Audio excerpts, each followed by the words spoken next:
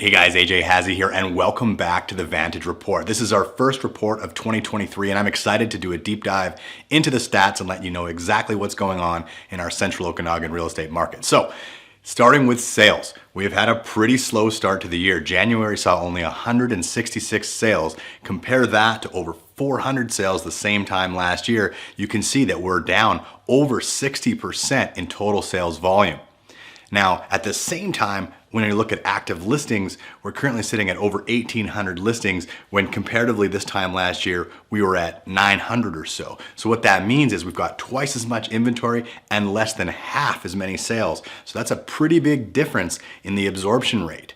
So speaking of that, last year we were just over 2 months worth of inventory, which means still in January last year, we were in a tight seller's market. Contrast that to now, a year later, we're over 11 months worth of inventory. So well into the buyer's market. And this is the most inventory we've seen in years. Now, people still are complaining that there's a lack of inventory. There's about 1,800 active listings, which is definitely more than we had this time last year, but still not a lot in terms of like the 5-10 year picture of active listings in the Okanagan. We expect to see a lot more come online in the months to come. The big thing everybody wants to know is what's going on with prices. Well, let's compare to this time last year. Currently, the average transaction is about $813,000, where at the same time last year, we were at $807,000. So we're basically right back to where we were a full year ago. It went way up and then it came straight back down, and we're kind of at par with where we started the year last year.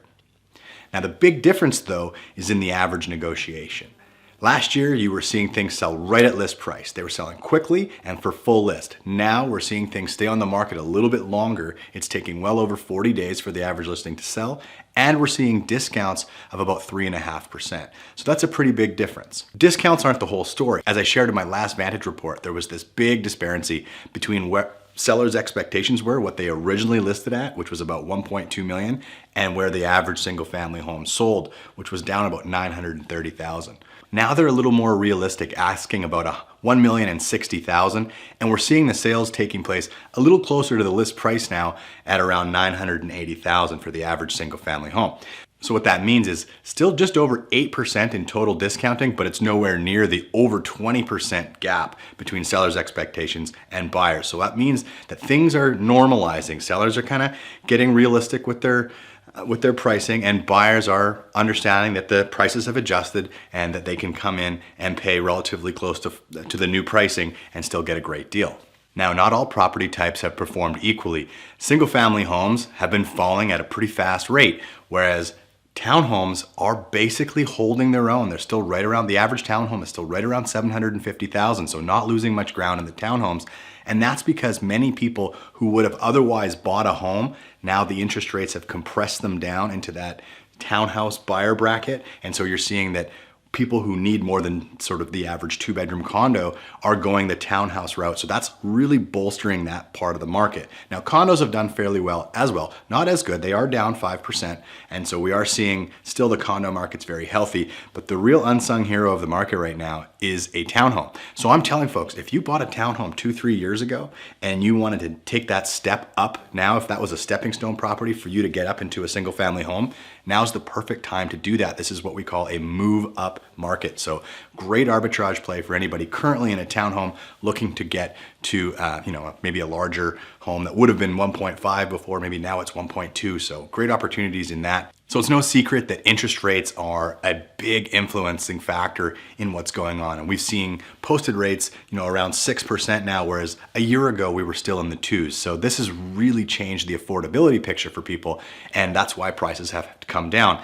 However, we are seeing things already happening in Europe, in the UK, and in the United States. We're seeing some relaxation in the mortgage increases. So it's going to be interesting to see what happens as we get to the next Bank of Canada meeting and as well as we get into the summer. I think we're going to see things will kind of mellow out, and we should be able to call the bottom of the market fairly soon. That's my prediction, and I'm really looking forward to being able to tell you guys, okay, we've hit the bottom of the market. It's time to get on the gas. Now, if you're on the sidelines and you're thinking about making a purchase, that doesn't mean you have to wait for me to call the bottom.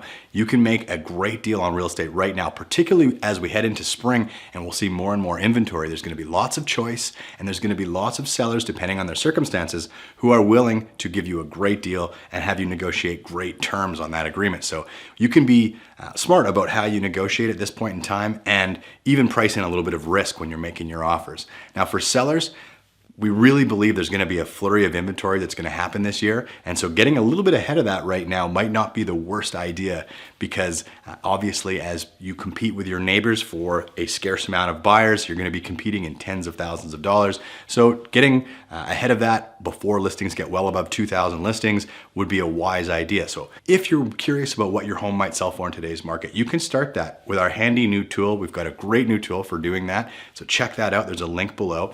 And if you're interested in poking around to see what homes are on the market today, you can start that process right here on our video blog. Just click the link below. Thanks so much for watching. Hope you guys got tons of value from this, and I'll see you in a couple months.